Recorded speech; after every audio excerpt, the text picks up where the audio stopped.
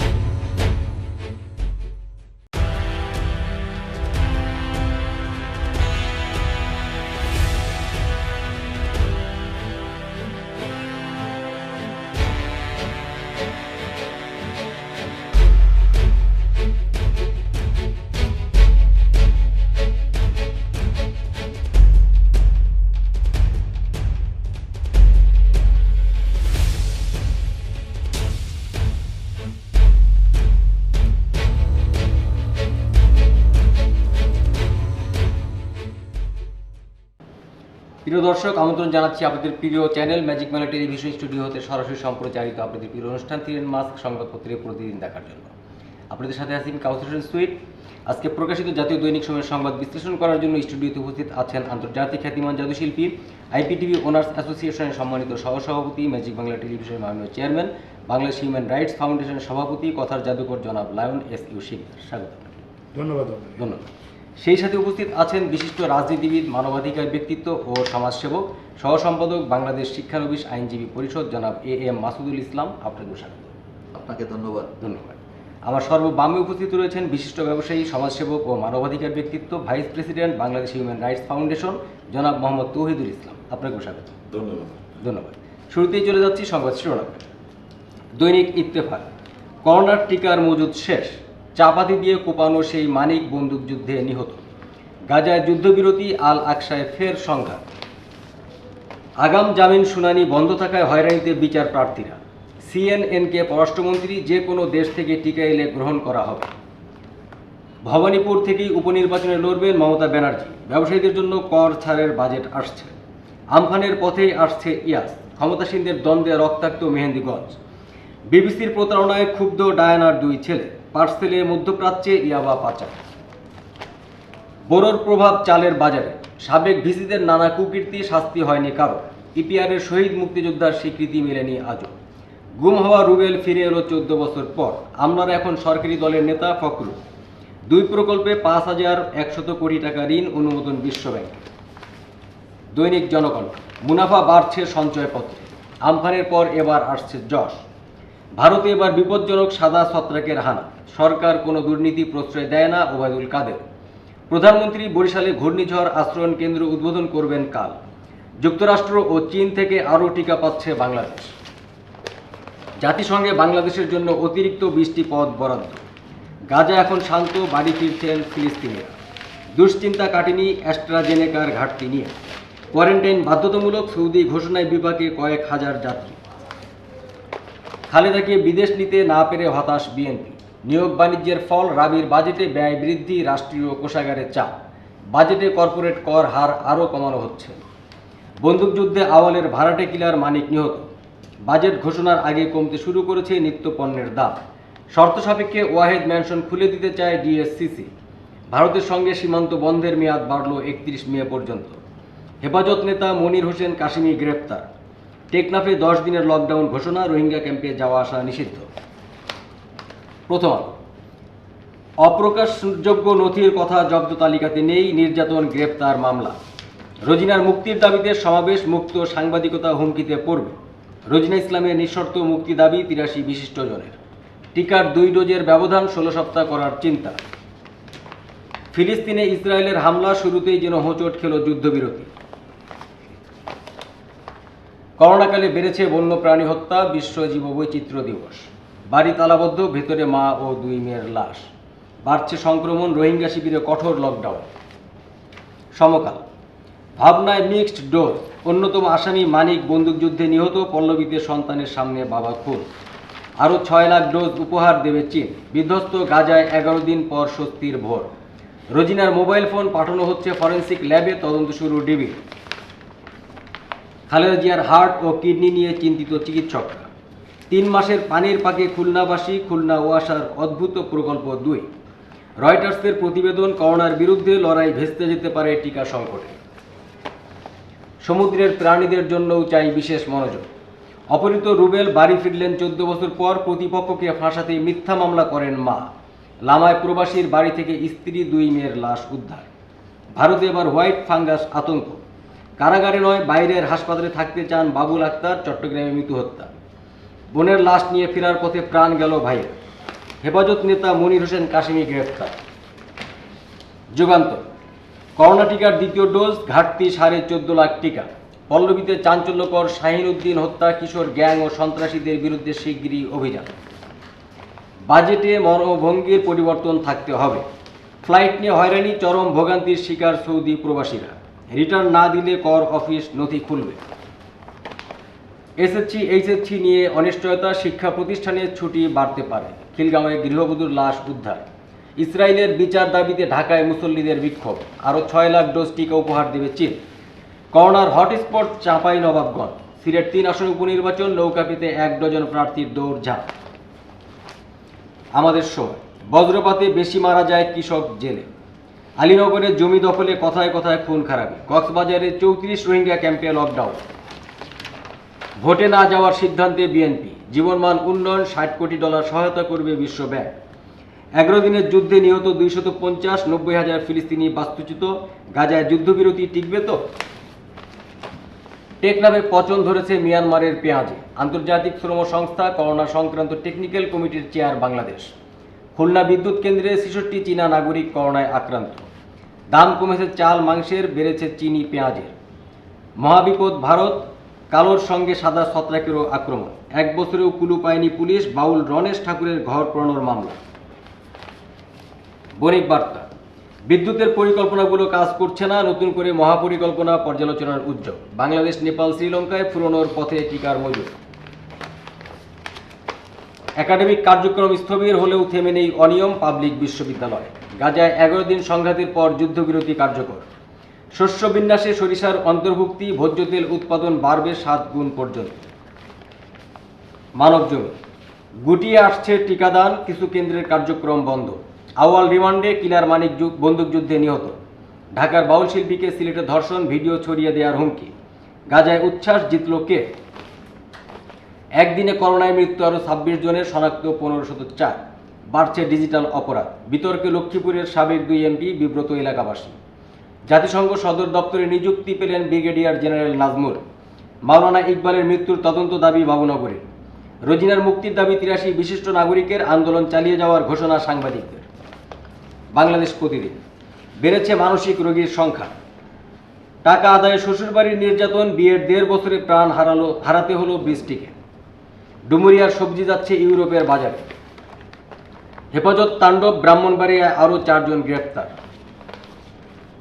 কমছে করোনায় সংক্রমণ, মৃত্যু। বগুড়ায় কৃষি শিল্প কারখানায় বরাদ্দ দাবি। দাম বেড়েছে পেঁয়াজ, রসুন, আলু, ডিমের, কমেছে সবজি। 1 টাকায় ঢাকা আসবে রাজশাহীর আম। করোনায়ও থেমে নেই যমুনায় বঙ্গবন্ধু রেল সেতুর কর্মযজ্ঞ। উচ্ছেদের পর ফের দখল ডিসিসির market. The Daily Star, pandemic curbs only on paper, hospital suffer, so do patients. 83 eminent citizens demand Rojina's release. Financial Express, mega projects not priority areas get attention. Ceasefire begins between Israel and Hamas. China to gift 0.6 million more doses of COVID vaccine. News, trials of many sensational cases help up due to COVID-19. Doctors worried about Khaleda's heart kidney condition. Travel from India causes concern. Protests for Rojina's release on. Dhaka Tribune, Bangladesh, Nepal, Sri Lanka nearly out of COVID vaccines. 1 killed in gunfight, ex-MP Awal remanded. Polybag ban fails to discourage youth. ধন্যবাদ। এই ছিল আমাদের সংবাদ শিরোনাম। আমরা চলে যাচ্ছি সংবাদ বিশ্লেষণে। ম্যাজিক বাংলা টিভির মাননীয় চেয়ারম্যানের কাছে। যে করোনায় টিকার মজুদ শেষ, এই বিষয়ে আপনি বিশ্লেষণ করুন। ধন্যবাদ আপনাকে।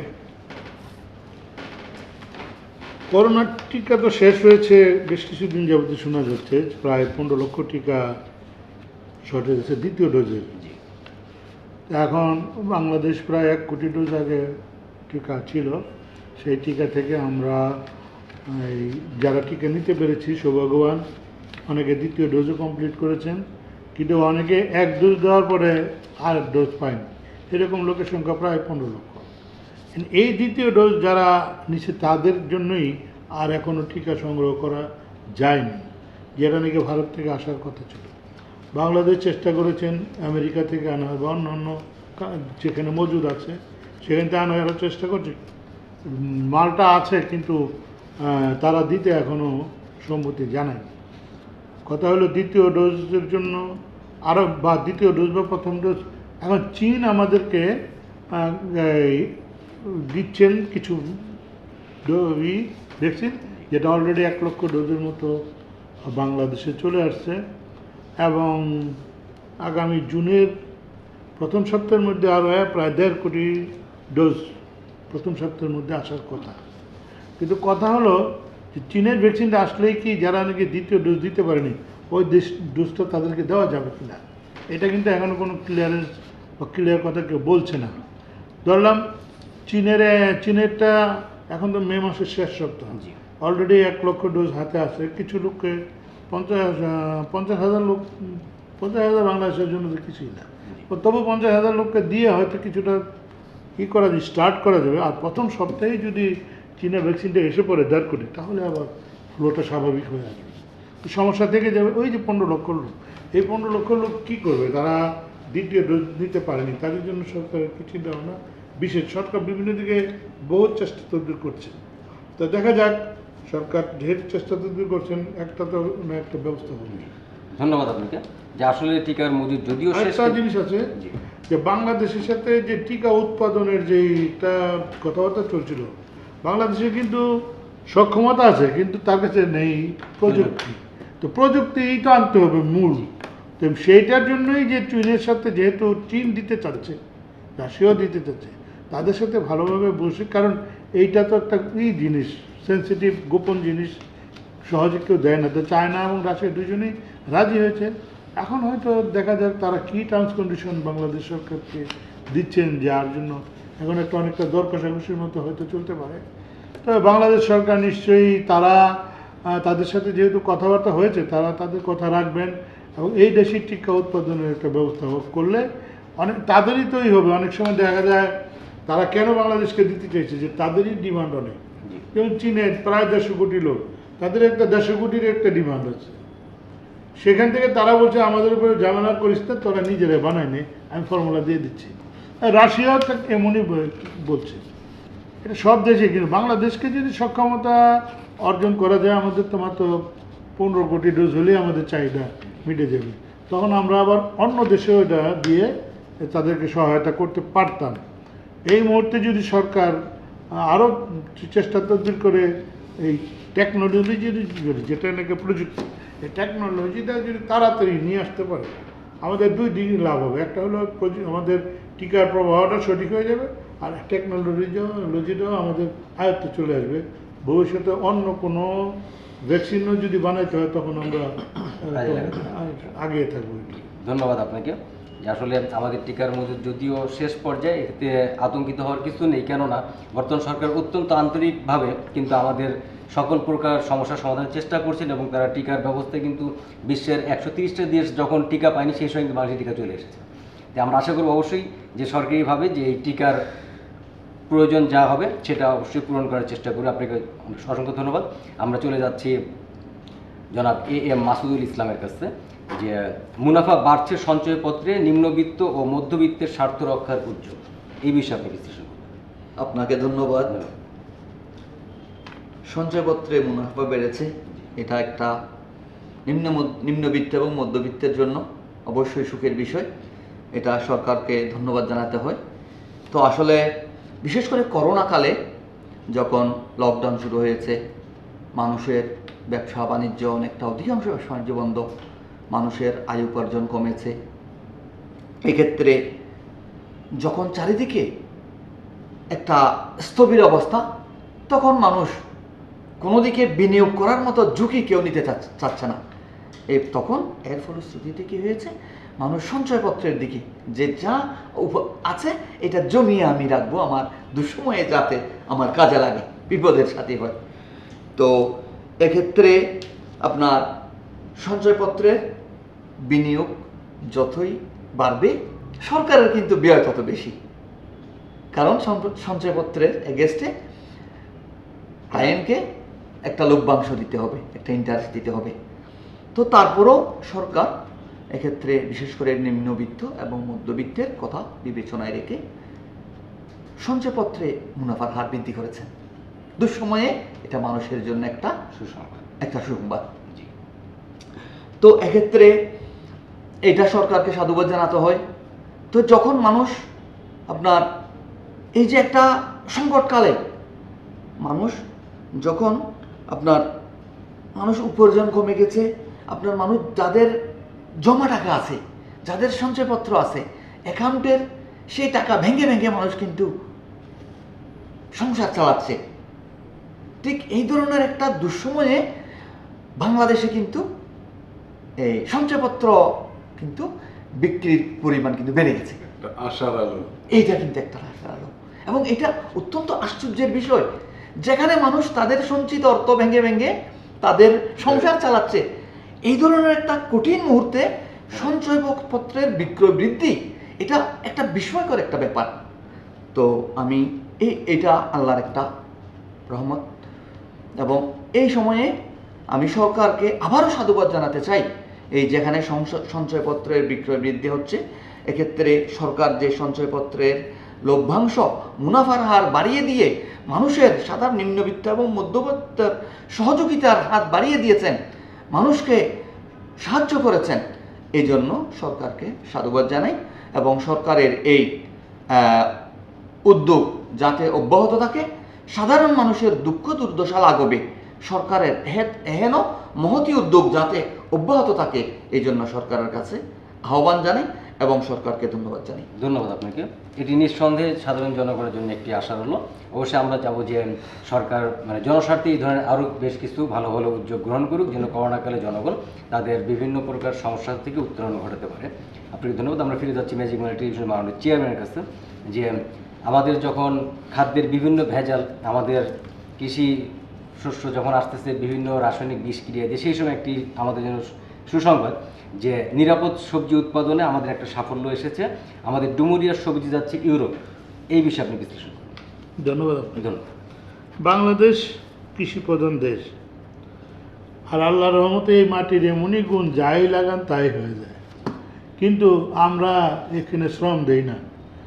আজকাল টেকনোলজি এত ডেভেলপ করেছে, ভিয়েতনাম, কম্বোডিয়ার দিকে, স্পেশালি ভিয়েতনাম এবং থাইল্যান্ড, তারা হাইব্রিড প্রযুক্তি অ্যাপ্লাই করে এত সুন্দর চাষাবাদ করছে, এত কৃষিতে ডেভেলপ করেছে।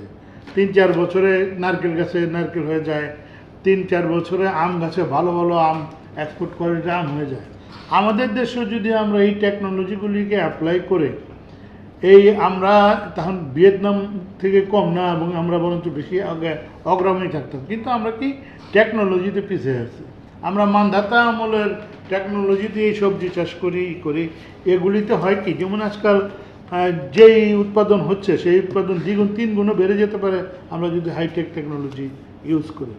তো সুখের কথা, বাংলাদেশের সবজি ইউরোপের বাজারে যাচ্ছে, কারণ বাংলাদেশ থেকে ইউরোপে পটল খায় কারা? বাঙালিরাই খায়। তো ইউরোপ আমেরিকায় পটল বা কচুরলতি এগুলির কাস্টমার বাংলাদেশি যে সমস্ত ভাই বোনেরা বিদেশে আসে তাদের কাছে এই সমস্ত সবজিগুলি পৌঁছে দেওয়ার জন্য। আর বিদেশিরা হয়তো খায়, যেটা আমরা জানি না, কিন্তু না খেলে এত সবজি খাবে কে? কারণ ইউরোপে যাচ্ছে শুধু তো বাংলাদেশিরাই থাকে, ইন্ডিয়ান আছে, পাকিস্তানি আছে, বা এশিয়ার মহাদেশ চাইনিজরা আছে, তারাও যে কোনো কিছুই ভালো দেখলে তারাও খায়। সুতরাং এই বাজারটা যদি আমরা ধরতে পারি, তো সবজির ক্ষেত্রে আমাদের বাংলাদেশ অনেক একটা যুগান্তকারী পদক্ষেপ হবে, এবং সবজিতে আমরা একটা রপ্তানিকারক দেশ হিসেবে চিহ্নিত হব। তা আশা করি এই মান্ধাতা আমলের টেকনোলজির পাশাপাশি আরও হাইটেক টেকনোলজি ইউজ করে আমরা সবজির উৎপাদন দ্বিগুণ তিনগুণ বাড়াবো এবং এক্সপোর্টিং মার্কেটে আমরা নতুন করে কিভাবে এক্সপোর্ট করা যায়, কত সুন্দরভাবে প্যাকেজিং, একটা হলো আকর্ষণীয় প্যাকেজিং করতে হবে। সবজি যদি আমরা টুকরিতে করে পাঠাই গেলে মানুষ কিনবে না। বিদেশিরা কী করে, একদম সুন্দর করে র্যাপিং করে সুন্দর একদম এক্সপোর্ট করে, দেখলে মনে হয় চকচক করে, আচ্ছা একটু দেখি। তো এরকম করে উপস্থাপন করতে হবে কাস্টমারের কাছে।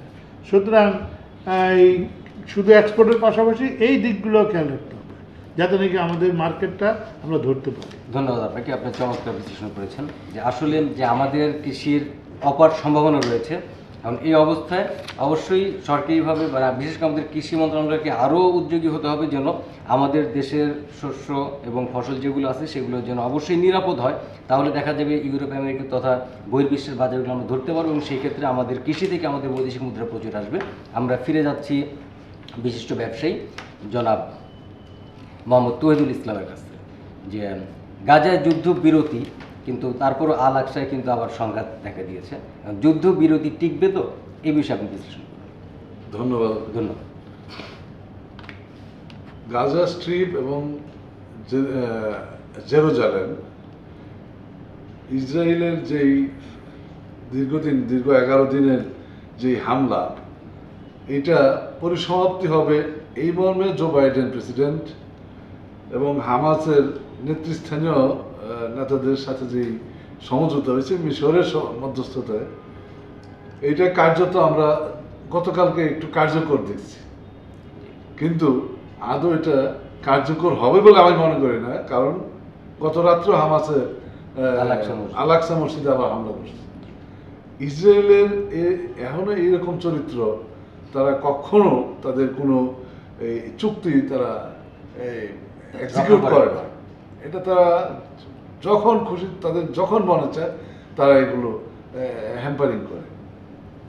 তো এই অবস্থায় জো বাইডেন যেহেতু একটা উদ্যোগ নিচ্ছেন এবং এই উদ্যোগ উনি এটা কার্যকর কীভাবে করতে হয়, কীভাবে করলে এটা সমাধান হবে এবং এটা আমার মনে হয় স্থায়ী একটা সমাধানের দরকার। তা না হলে এই ইসরায়েল কতদিন পর পরই এই হামলা, এই হামাসের উপরে হামলা, গাজা, এই জেরুজালেমের উপরে, এতে করে যেমন গত 11 দিনে যে হামলা করছে, এই হামলায় ফিলিস্তিনের 250 জন মানুষ নিহত হয়েছে।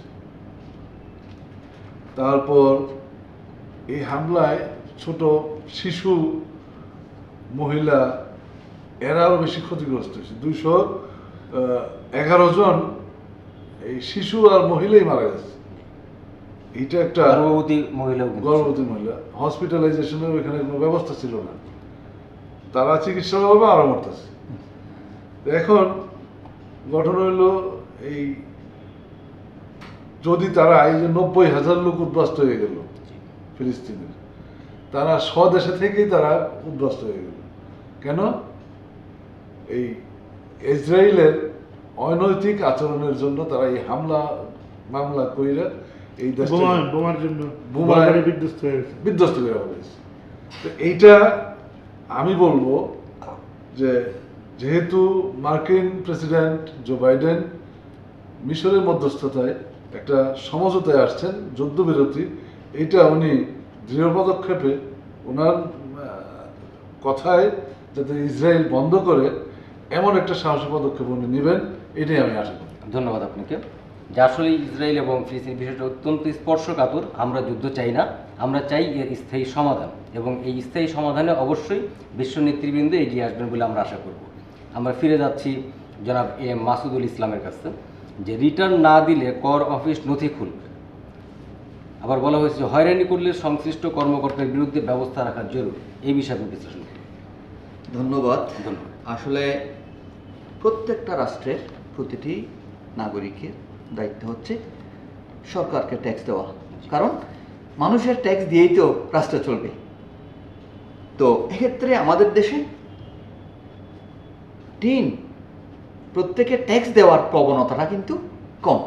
এটা আমি বলবো এটা সরকারেরও এখানে ব্যর্থতা আছে, যে মানুষের মধ্যে সহজে ট্যাক্স দেওয়ার যে একটা টেন্ডেন্সি, এটা সরকারও কিন্তু যথাযথভাবে দেশের মানুষকে মোটিভেশন করতে পারেননি। অল্প সংখ্যক মানুষের উপর অধিক পরিমাণে ট্যাক্সের বোঝা বাড়িয়ে না দিয়ে যদি বেশি সংখ্যক মানুষের উপর ন্যায্য একটা ট্যাক্স নির্ধারণ করলে আমার মনে হয় এখানে ট্যাক্স পরিমাণ আরও বেশি, ট্যাক্স আদায়ের পরিমাণ আরও বৃদ্ধি পাবে। বর্তমানে বাংলাদেশে প্রায় 61.65 লাখ প্লাস টিনদারি গ্রাহক রয়েছে। এর মধ্যে এনবিআর এর তথ্য মতে এখানে 50 লক্ষের মতো তারা আপনার দেয়, রিটার্ন দেয়। 50 লক্ষের মতো তারা আপনার এই রিটার্ন দেওয়ার সামর্থ্য আছে। 62.5 লাখের মধ্যে 50 লক্ষের মতো গ্রাহকের ঋণ কর দেওয়ার সামর্থ্য আছে। হয়তো বাকিরা হয়তো কোনো কারণে হয়তো করেছে, হয়তো তাদের সামর্থ্য তেমন নেই, কিন্তু 50 লক্ষের আছে। এই 50 লক্ষের মধ্যে মাত্র 25 লক্ষ আয়কর রিটার্ন জমা দেয়, 25 লক্ষ প্লাস। তার মানে প্রায় 49% টিনদারি গ্রাহক তারা আয়কর রিটার্ন জমা দেয় না। ট্যাক্স তো দূরে থাকুক, রিটার্ন জমা দেয় না। তো এক্ষেত্রে আপনার এনবিআর এবং সরকারের সংশ্লিষ্ট মহল তার একটা উদ্যোগ নিয়েছেন, তারা নথি খুলবে। নথি খুলে যারা টিন জমা দেয় না তাদের ব্যাপারে একটা বেস্ট জাজমেন্ট, তারা আসলে সত্যিকার অর্থে তাদের কি কতটুকু সামর্থ্য এটা নিরূপণ করে তারা যাতে এর আওতায় চলে আসে, রিটার্নের আওতায় চলে আসে। তো এখন এই জিনিসটা করতে গিয়ে যে বেস্ট জাজমেন্টের বিষয় যেটা আসতেছে, সত্যিকার অর্থে বেস্ট জাজমেন্টটা নিশ্চিত করাটা অত্যন্ত গুরুত্বপূর্ণ। কারণ এখানে জাজমেন্ট করতে গিয়ে যদি কোনো আপনার অসৎ বা দুর্নীতিপরায়ণ কোনো কর্মকর্তার কারণে যদি বেস্ট জাজমেন্টটা আপনার নেস্টি জাজমেন্ট হয়ে যায়, তখন গ্রাহক হবে হয়রানি এবং পেরেশানির শিকার। তাদেরকে বিভিন্ন ধরনের আপনার অবৈধ সুযোগ সুবিধা আদায় করতে না পেরে তাদের উপর একটা অন্যায্য করের বোঝা যদি চাপিয়ে দেয়, তারা হয়রানির শিকার, এবং যার কারণে এই ট্যাক্সটা সাধারণ মানুষের মধ্যে একটা ভীতির একটা বিষয়বস্তুতে আপনার পরিণত হচ্ছে। তো এক্ষেত্রে সরকারের বেস্ট জাজমেন্টের কথা যেটা বলছেন, তো আমরা সরকারের কাছে আশা করব বেস্ট জাজমেন্টটা যাতে সত্যিকার অর্থে বেস্ট জাজমেন্ট হয়, এবং যারা এই বেস্ট জাজমেন্টটা না করে যারা অসৎ উপায় অবলম্বন করে টিনদারি গ্রাহকদেরকে পেরেশানিতে ফেলবেন, হয়রানি ফেলবেন এবং তাদের উপর অন্যায্য ট্যাক্সের বহর চাপিয়ে দিবেন, তাদেরকে আপনার করে শনাক্ত করে তাদের প্রতি যাতে শাস্তির ব্যবস্থা হয়, তখনই কেবল এই দেশের মধ্যে আপনার করদাতার সংখ্যা বাড়বে, মানুষ কর দিতে উৎসাহিত হবে, এবং সরকারকেও বলবো যে কম সংখ্যক মানুষের উপর অধিক পরিমাণ করের বোঝা বাড়িয়ে দিয়ে তাদেরকে পিষ্ট না করে আপনি সিংহভাগ মানুষের মধ্যে আপনার সহনীয় মাত্রায় কর নির্ধারণ করে কর আদায়ের পরিমাণটা বৃদ্ধি করার জন্য যথাযথ পদক্ষেপ গ্রহণ করুন, এইটাই সরকারের কাছে আশা করি। ধন্যবাদ আপনাকে, আপনি খুব সুন্দর বিশ্লেষণ করেছেন। আসলে এই ইনকাম ট্যাক্সের বিষয়ে আমাদের দেশের সাধারণ জনগণ অনেকটাই ভীতিটা কাটাতে হবে, ভীতিটা কাটাতে হবে। মানে মানুষ তো যায় না ভয়ের কারণে। কারণ দেখেন, আপনি বলছেন 60 লক্ষ লোকের 62 লাখ লোক করেছেন, এর মধ্যে 25 লাখের মতো রিটার্ন দেয়। যারা দেয় তারা জানে কি কি করে তাদের সাথে। প্রত্যেকটা ফাইলে দেখেন সর্বনিম্ন 5,000 টাকা অঘোষিত খরচ, যেটা সরকার পায় না। এক্স্যাক্টলি, যেটা সরকার পায় না সেটা ট্যাক্স দাতাদের ঘাড়ে চাপায় না দিলে, ওই 5,000 টাকা খরচ না করলে তার আরো 50,000 টাকা তার উপরে ট্যাক্সের বোঝা চাপিয়ে দেয়, যার ফলে সেই করদাতা বাধ্য হয় তাদের সাথে নেগোশিয়েট করতে। এই থেকে সরকার কিভাবে তার ট্যাক্স দাতাদের বাঁচাবেন, এটা হলো সরকারের পলিসি। সরকার কি ধরনের সুন্দর পলিসি করলে করদাতার, কারণ যে সমস্ত করদাতারা অলরেডি আপনার টিন খুলেছেন, তাদের একটা সদিচ্ছা ছিল ট্যাক্স দেওয়ার, দেওয়ার। মানে 50 লক্ষ থেকে 60 লক্ষ লোক ট্যাক্স দিতে চাইছে।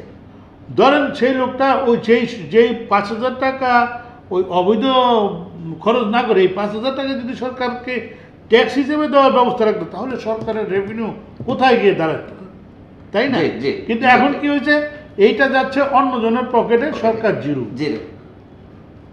তো সুতরাং সরকারের টাকা জনগণ থেকে আদায় না করে সরকার যেন ওই সমস্ত অবৈধ অফিসারদের থেকে যাতে তারা নিতে না পারে, সেই টাকা যেন সরকার পায়, সরকার সেই উদ্যোগ গ্রহণ করতে হবে। ধন্যবাদ আপনাকে। যে আসলে যে যারা করদাতা হবে তারা যেন সরকারকে হতে হবে বান্ধব, মানে ট্যাক্স দাতাদের বান্ধব হতে হবে। বান্ধব। সরকার যারা ট্যাক্স দেয় তারা যেন খুশি মনে দেয়, যে না সরকার আমি না দিলে সরকার চলবে কিভাবে? এইটা ভিতরে অনুভূতিটা আসতে হবে যে আমি না দিলে সরকার কিভাবে চলবে, এই জিনিসটা মানুষের ভিতরে গ্রো করতে হবে। এবং এই ট্যাক্স দেওয়াটা যাতে তাদের জন্য সহজ এবং সুখকর হয়। ধন্যবাদ। যে আসলে এই কর দেওয়ার সিস্টেমটা সহজীকরণ করা দরকার, এবং তাদের মানে করদাতাদের হয়রানি দূর করা দরকার, এবং তারা যেন আতঙ্কিত না থাকে, অবশ্যই সরকারকেই সচেষ্ট হতে হবে। ধন্যবাদ। আমরা আবারও ফিরে যাচ্ছি ম্যাজিক মিনার টেলিভিশনের মাননীয় চেয়ারম্যানের কাছে। যে ইন্টারনেট যেরকম আমাদের গতি বাড়িয়ে দিয়েছে, আমাদের অনেক দিকে সুযোগ সুবিধা বাড়িয়ে দিয়েছে, পাশাপাশি কিন্তু এই ডিজিটাল অপরাধ বেড়ে যাচ্ছে। এই বিষয়ে আপনি বিশ্লেষণ করুন। এটা যে কি একটা উপদ্রব হয়েছে এখন ইন্টারনেট ব্যবহারকারীদের সাথে, বা মোবাইল যারা ব্যবহার করেন, সাধারণ গৃহবধূ থেকে শুরু করে নিয়ে একদম কোমলমতি বাচ্চাদের হাতে এখন এই ইন্টারনেট। আর বড় যারা অফিস আদালত করে তারা নিজেরা কন্ট্রোল করতে পারে নিজেকে, কিন্তু যারা কন্ট্রোল করতে পারে না, অপ্রাপ্ত বয়স্ক, তাদের হাতে এই সমস্ত চলে গেছে। প্লাস কেউ আছে যেমন সরল সোজা, তাদেরকে এটা কত ধরনের অপরাধ করে। এক হলো টাকার লোভ দেখায়, 2 হলো ওই নারীর লোভ দেখায়, 3 হলো ওই বিদেশের থেকে বিপুল অর্থ আসার লোভ দেখায়, ইত্যাদি নানান ধরনের ট্র্যাপ। মানে যেই কথা বললে ওই লোকটা আকর্ষিত হবে এবং তার ট্র্যাপে পড়বে, এরকম ফাঁদ পেতে মানুষকে সর্বশান্ত করছে।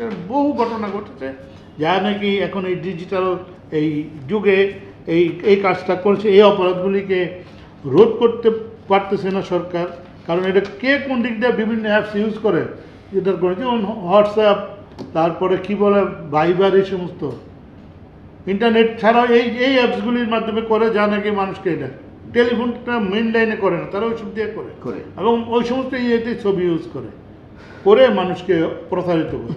এইগুলি বন্ধ করার কি করতে হবে? এগুলি মানুষের কোনো উপকার করে না, শুধু ক্ষতি ছাড়া। সুতরাং এই অপরাধ থেকে জনগণকে রক্ষা করতে হলে সরকারকেই উদ্যোগ নিতে হবে যে এইগুলি যাতে না ঘটে। আমাদের যারা নাকি এই যে মনিটরিং অথরিটি আছে, এগুলি তাদেরই দায়িত্ব কীভাবে জনগণকে রক্ষা করবে। ধন্যবাদ। আসলে সতর্কমূলক কিছু এই চালাতে হবে, যেগুলিতে আপনারা করবেন না, অংশগ্রহণ করবেন না। ধন্যবাদ। আসলে ডিজিটাল অপরাধ নিয়ন্ত্রণ করার জন্য অবশ্যই ডিজিটাল সিকিউরিটিকে আরও জোরদার করতে হবে, এবং সেটা অবশ্যই এতে কিন্তু সন্ত্রাসবাদও অনেকে জড়িয়ে যাচ্ছে। ক্রাইম তো, হ্যাঁ, এটা সাইবার ক্রাইম। এগুলি দিয়ে অনেক সন্ত্রাসবাদীরা ওই থেকে ছোট্ট কোমলমতি ছেলেদেরকে তাদের সাথে ইনক্লুড করে, এগুলি খুবই মারাত্মক হচ্ছে। এই বিষয়ে অবশ্যই যে আমাদের ডিজিটাল সিকিউরিটি যারা নিয়ন্ত্রণ করছেন বা মনিটরিং করছেন, তারা এই বিষয়গুলোর প্রতি অবশ্যই গুরুত্ব দিবেন। আমরা ফিরে যাচ্ছি জনাব AM মাসুদুল ইসলামের কাছে। যে এই যে কিশোর গ্যাং ও সন্ত্রাসীদের বিরুদ্ধে কিন্তু শিগগিরই অভিযান চলতে যাচ্ছে, এই বিষয়ে আপনি বিশ্লেষণ করুন। যদি সত্যিকার অর্থে কিশোর গ্যাং এবং সন্ত্রাসীদের বিরুদ্ধে সরকার অভিযান শুরু করে, সেটাকে আমরা সাধুবাদ জানাই। আসলে কিশোর গ্যাং শব্দটাই কিন্তু একটা ভয়ঙ্কর একটা আতঙ্কের একটা শব্দ। গ্যাং শব্দের মিনিংটাও কিন্তু ভালো কোনো মিনিং নয়। আজকের যারা কিশোর, তারা পরিবারের ভবিষ্যৎ, সমাজের ভবিষ্যৎ, রাষ্ট্রের ভবিষ্যৎ। তারাই আগামী দিনে দেশকে নেতৃত্ব দিবে, দেশকে সামনের দিকে এগিয়ে নিয়ে যাওয়ার জন্য নিয়ামক শক্তি হিসেবে কাজ করবে। এই কিশোরদেরকে কোমলমতি, তাদের ব্রেইনে আপনি যেটা সেট করে দিবেন, এটা নিয়ে কিন্তু তারা সামনের দিকে এগিয়ে যাবে। প্রত্যেকটা মা বাবা এবং পরিবার চায় তার কিশোর ছেলেটি, কিশোর মেয়েটি যাতে একটা আদর্শ সন্তান হিসেবে, আদর্শ নাগরিক হিসেবে, সুসন্তান হিসেবে যাতে সে বেড়ে ওঠে। প্রত্যেক মা বাবা চায়। কোনো মা বাবা চায় না আমার সন্তান একটা টাউট হোক, একটা ধান্দাবাজ হোক, ঘুষ করবো, কোনো মা বাবা চায় না। একটা কুসন্তান হোক, কুসন্তান হোক, এটা কোনো মা বাবা চায় না। কিন্তু অত্যন্ত দুর্ভাগ্যের বিষয়, আজকে আমাদের সমাজ কলুষিত হতে হতে এমন একটা পর্যায়ে পৌঁছেছে, আমরা আমাদের পরিবারকে আমরা নিরাপদ রাখতে পারছি না, আমরা নিজেদেরকে পারছি না, নিজেদের সন্তানদেরকে পারছি না। আমি আমার সন্তানকে কতক্ষণ পাহারা দেব? আমার সন্তান স্কুলে যাবে, কলেজে যাবে, বাইরে যাবে, বন্ধু বান্ধবদের সাথে আপনার মিশবে, এইটা করতে গিয়ে আজকে তারা সুশিক্ষার পরিবর্তে কুশিক্ষাটা বেশি পাচ্ছে। এবং সবচেয়ে দুঃখজনক আতঙ্কের ব্যাপার হচ্ছে, কিশোররা কিন্তু নিজেরাই কিন্তু গ্যাং গঠন করে না। 8-10 জন মিলে যে আমরা চলো আমরা একটা কিশোর গ্যাং করে আমরা এই কাজ করি, এটা কিন্তু তারা করে না, তারা এটা জানে না। হ্যাঁ, এখানে তার পেছনে কিন্তু একজন গডফাদার কাজ করে। এবং এই গডফাদার কারা? যারা পরিষ্কার কাপড় পরে, যারা মঞ্চে ময়দানে বিভিন্ন আদর্শের বুলি আউড়িয়ে মাইকে গলা ফাটিয়ে আপনার চিৎকার করে বক্তৃতা দেয়, লম্বা লম্বা লেকচার দেয়, তারাই কিন্তু সেই আন্ডারওয়ার্ল্ডের বিচরণ করে রাতের অন্ধকারে সমাজের কিশোর ছেলেদেরকে ডেকে বিভিন্ন প্রলোভন দেখিয়ে, তাদেরকে অর্থের প্রলোভন, বিত্তের প্রলোভন, ক্ষমতার প্রলোভন দেখিয়ে তাদেরকে ডেকে এনে একটা গ্যাং করে, এবং ওই গ্যাংকে দিয়ে তারা এমন কোনো কাজ করা বাকি রাখে না যেটা সমাজে ঘটছে না। তাদেরকে আইনের আওতায় আনতে হবে। যেমন এই যে এমপি আওয়াল, সাবেক এমপি আওয়াল যে ঘটনাটা, এটা তো কিশোর গ্যাংয়ের মাধ্যমে এমপি আওয়াল তার রাজনৈতিক পরিচয় কি আমি সেদিকে যাব না। রাজনৈতিক পরিচয় যার যেটা হবে হোক, সেটা আওয়ামী লীগ হোক, বিএনপি হোক, যাই হবে হোক, আমার রাজনৈতিক পরিচয়ের দরকার নেই। মানবিক, আমাকে মানবিক এবং মানবতাবোধ কতটুকু আছে তার মধ্যে, আমাকে এইটা বিবেচনা করতে হবে। আজকে তারা যে তাদের এই তাদের আপনার ফায়দা হাসিলের জন্য, তাদের স্বার্থ সিদ্ধির জন্য তারা আমাদের নিষ্পাপ নিষ্কলুষ কিশোরদেরকে তারা আজকে গ্যাংবদ্ধ করে তাদেরকে দিয়ে হত্যা কাণ্ড, খুন, ধর্ষণ, রাহাজানি, ছিনতাই, মাদক চোরাকার বাড়ি থেকে শুরু করে সব কাজ তারা করাচ্ছে। এখন তো আমি বলবো, এই সমাজের এই প্রবণতাটা রোধ করার জন্য সরকারকে কঠোর হস্তে এটা দমন করতে হবে, যদি আগামী দিনে এই দেশকে বাঁচাতে চায়। এবং যারা কিশোর গ্যাং তৈরি করছে, এদেরকে তাদের রাজনৈতিক পরিচয়কে সম্পূর্ণরূপে অ্যাভয়েড করে, সে যেই হোক না কেন, তাদেরকে শনাক্ত করে তাদেরকে সর্বোচ্চ বিচারের আওতায় এনে এই কিশোর গ্যাং গঠনের এই যাবতীয় প্রক্রিয়া ধ্বংস করে দিতে হবে। এবং এই কিশোর গ্যাং করার যে অপপ্রবণতা, এইটা সমাজ থেকে যদি আমরা ধ্বংস করতে না পারি, এই কিশোররাই আগামী দিনের যুবক, তারাই আগামী দিনের প্রাপ্তবয়স্ক, পুরা দেশ এমনভাবে ধ্বংস হয়ে যাবে, তখন আর সরকারের পক্ষ এই দেশকে রক্ষা করা, সমাজকে রক্ষা করা, পরিবারকে রক্ষা করা কখনোই সম্ভব হবে না। সুতরাং সময় থাকতে বলবো সাধু সাবধান। ধন্যবাদ আপনাকে। যে আসলে আওয়ামী লীগের সাধারণ সম্পাদক ওবায়দুল কাদের বলেছেন যে অপরাধী যেই হোক তাকে আইনের আওতায় আনা হবে। আমরা অবশ্যই চাবো যে সরকার এই বিষয়ে কঠোর হবে, এবং পাশাপাশি আমরা যারা সাধারণ জনগণ, আমাদের সন্তানদের উজ্জ্বল ভবিষ্যতের জন্য আমাদেরকেও সচেতন হতে হবে, যেন কোনো প্রকার আমাদের সন্তানরা অন্য কোনো গডফাদারের কাছে যেতে না পারে, সেই বিষয়ে আমরা দৃষ্টি রাখবো। আপনাদের সবাইকে অসংখ্য ধন্যবাদ আপনাদের মূল্যবান সময় স্টুডিওতে দেওয়ার জন্য। প্রিয় দর্শক, এতক্ষণ সাথে থাকার জন্য আপনাদেরকে ধন্যবাদ। আজ এ পর্যন্তই। আগামীকাল আবারও দেখা হবে, কথা হবে নতুন নতুন সংবাদ নিয়ে। সে পর্যন্ত আপনারা ভালো থাকুন, সুস্থ থাকুন, আর দেখতে থাকুন আপনাদের প্রিয় চ্যানেল ম্যাজিক বাংলা টেলিভিশন। আল্লাহ হাফেজ।